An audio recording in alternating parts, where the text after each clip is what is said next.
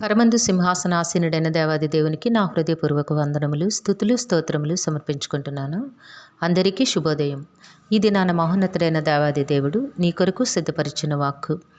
నీవు నా ఓర్పు విషయమైన వాక్యమును గైకొంటివి గనుక భూనివాసులను శోధించుటకు లోకమంతటి మీదికి రాబోవు శోధన కాలములో నేనును నిన్ను కాపాడేదను. దేవుని నామమునకు మహిమ కలుగునుగాక. ఈ మాటలు ప్రకటన గ్రంథము 3వ అధ్యాయము 10వ వచనములో వ్రాయబడి ఉన్నవండి. ప్రియమైన నేస్తమా, నీ దేవాది దేవుడి దినాన నీకు చక్కటి వాగ్దానమును అనుగ్రహిస్తూ ఉన్నారు. నీవు శోధనల గుండా, శ్రమల గుండా ప్రయాణము చేస్తూ ఉన్నావా? నీ సమస్త స్థితిగతులను ఎరిగి ఉన్న దేవుడు. నీవు ఏ శోధనను అనుభవిస్తూ ఉన్నావో, ఏ శ్రమల గుండా ప్రయాణము చేస్తూ ఉన్నావో ఎరిగి ఉన్న దేవుడు నీ దేవుడై ఉన్నారు. వాటన్నిటి నుంచి తప్పించి నీ జీవితంలో నీకు నెమ్మదిని, ఆనందమును అనుగ్రహించనై ఉన్నారు. అంతేకాకుండా దేవుడు నీకు ఇస్తున్న ప్రధానమైన వాగ్దానము సంగతి ఏమిటనగా, భూనివాసులను శోధించుటకు లోకమంతటి మీదికి రాబోవు శోధన కాలములో నేనును నిన్ను కాపాడెదను. దేవుని నామమునకు మహిమ కలుగునుగాక. ఆమెన్. ఏమిటనగా, ఈ లోకములో నీవు అనుభవిస్తున్న ఈ శ్రమ, శోధన ఇవన్నీ తాత్కాలికమైనవే. వాటన్నిటి నుంచి దేవుడు నీకు విడుదలను అనుగ్రహించి తన కృపచేత నిన్ను జీవింపచేస్తారు. అంతేకాకుండా లోకమంతటి మీదకి కూడా ఒకానొక దినాన శోధన రాబోతోంది.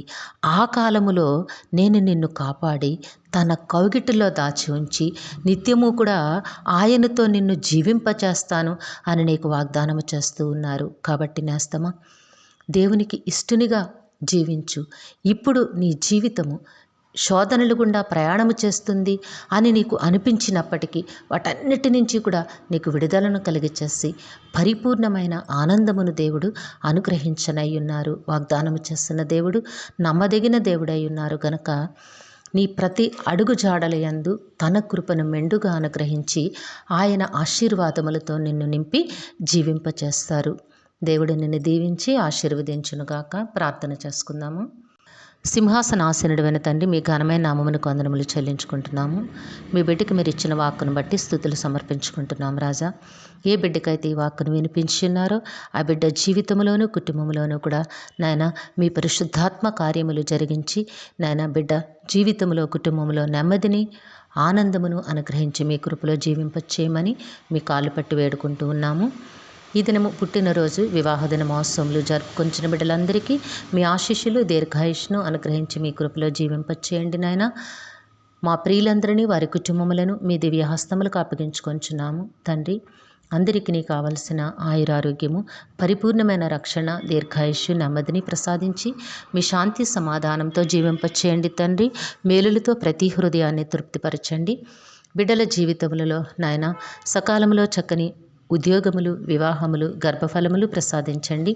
విద్యాభ్యాసంలో ఉన్న బిడ్డలకు ఉన్నతమైన విద్యను, భవిష్యత్తును ప్రసాదించమని వేడుకుంటూ ఉన్నాము. మా ప్రియులు చేస్తున్న పనిపాట్లలో, ఉద్యోగ విధులలో, వ్యాపారములలో తోడుగా ఉండండి నాయన. బిడ్డల కష్టమునకు అనేక రెట్ల ఫలములు దయచేసి మీ కృపచేత జీవింపచేయమని సమస్తమును మీ దివ్య హస్తములకు అప్పగించుకుంటూ ఈ ప్రార్థన మా రక్షకుడును మీ ప్రియకుమారుడైన యేసుక్రీస్తు వారి అతి శ్రేష్టమైన నామమున అడిగి వేడుకొనిచున్నాము తండ్రి.